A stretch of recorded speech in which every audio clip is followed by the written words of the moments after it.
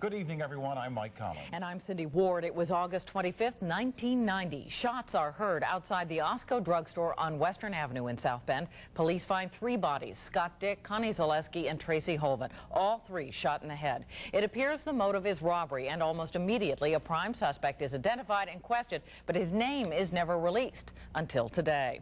Tracy Holvett's parents say they've waited long enough. They want the man brought to justice, and as News 22's Amanda Hart tells us, they took one step toward that goal today.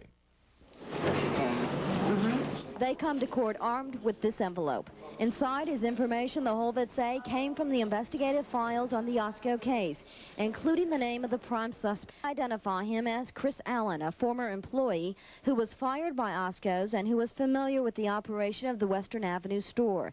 In fact, South Bend detectives traveled to Indianapolis, where the suspect was reportedly living, and searched a field for a weapon. The report goes on to say the suspect drove to South Bend on the morning of the murders, believing there would be 2 days' worth of store receipts in the safe.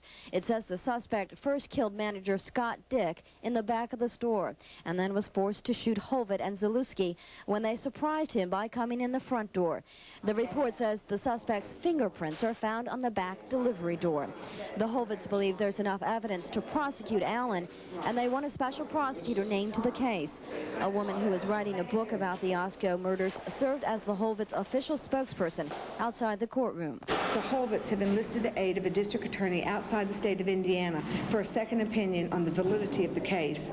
The district attorney, after evaluating the evidence, is convinced this is not only a prosecutable case, but a winnable case. In fact, his statement was, "I have won convictions on far less evidence." I spoke to Prosecutor Mike Barnes about this report. He would not confirm any of the information in it, but he said there are some factual errors and omissions.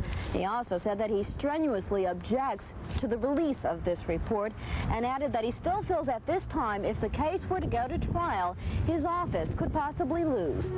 If we did that, brought a case against that person, and he was acquitted from prosecuting that person at all for all time. Today's release of evidence took place outside the courtroom. Inside, the Holvetts to excuse himself from the case.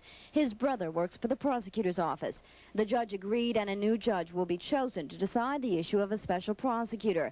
It's one small step. The Holvetts see it as a win. This is step 1 of the battle, and I feel it's a victory for us so far. In South Bend, Amanda Hart, WSBT News 22. Now, the reports released by the Holvetts also claim Chris Allen's fingerprints were found in this. He had been fired 5 before the murders took place. News 22's efforts to contact Allen murders have been unsuccessful.